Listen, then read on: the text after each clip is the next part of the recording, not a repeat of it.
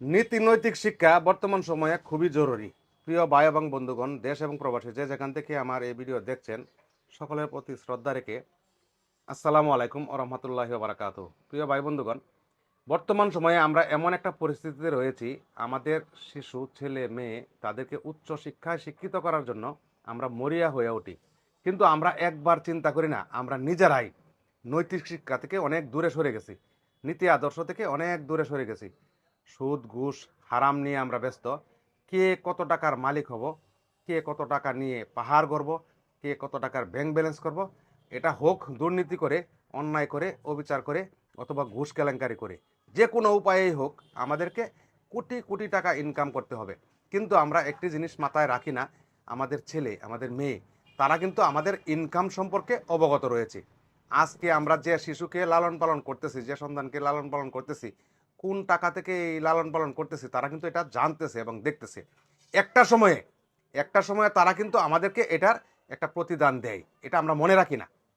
আমাদেরকে সবসময় মনে রাখা উচিত, নৈতিক শিক্ষায় যদি আমরা শিক্ষিত না করি, আদর্শিত ছাত্র হিসাবে যদি আমরা গড়ে না তুলি, তাহলে কিন্তু এরা দুদিন পরে আমাদেরকে বৃদ্ধাশ্রমে পাঠাবে। এটাই কিন্তু বাস্তব। আমাদের ছেলে মেয়েদেরকে আমরা লন্ডন আমেরিকা বিভিন্ন উচ্চ বিশ্ববিদ্যালয়ে পড়াশোনার জন্য আমরা পাঠাই, কোটি কোটি টাকা খরচ করি। এই টাকাগুলোর উৎস কি? আমার ছেলে যেহেতু জানে, পরবর্তী সময় তারা কিন্তু আর দেশে ফিরে না, না ফিরে তারা ওইদিকেই থাকে। আমি অসুস্থ হইলাম, আমি রোগী হইলাম, আমি কাহিল অবস্থায় আছি, ঘরে পড়ে আছি, এটা কিন্তু কেউ খেয়াল করে না, একেবারেই না। যার জন্যই আমাদেরকে কি করতে হবে? নৈতিক শিক্ষায় শিক্ষিত করতে হবে আমাদের ছেলে এবং মেয়েদেরকে। আমাদের আদর্শে নয়, আমাদের আদর্শে নয়, সঠিক আদর্শে শিক্ষিত করতে হবে। আমি কীরকম, আপনি কীরকম, এটা কিন্তু আমরা জানি। আমাদের নিজের চরিত্র সম্পর্কে কিন্তু আমরা সবসময় অবগত রয়েছি। সুতরাং আমাদের ছেলে মেয়েরাও আমাদের সম্পর্কে কিন্তু তারা জানে।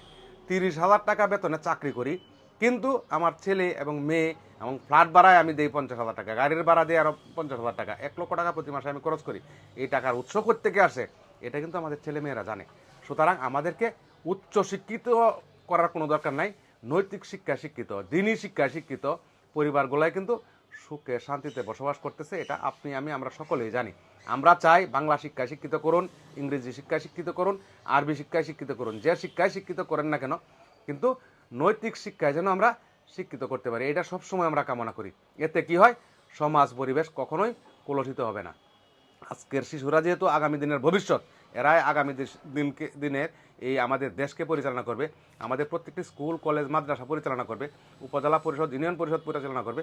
সেই জন্যই আমাদেরকে অবশ্যই অবশ্যই আগে থেকে এই সচেতন হতে হবে। আমরা যদি একটি ভালো বীজ উপহার দিই, তাহলে সেখান থেকে একটি ভালো চারা জন্মাবে, আর সেই চারা থেকে ভালো মানের ফল উৎপাদন হবে। এটাই কিন্তু বাস্তব।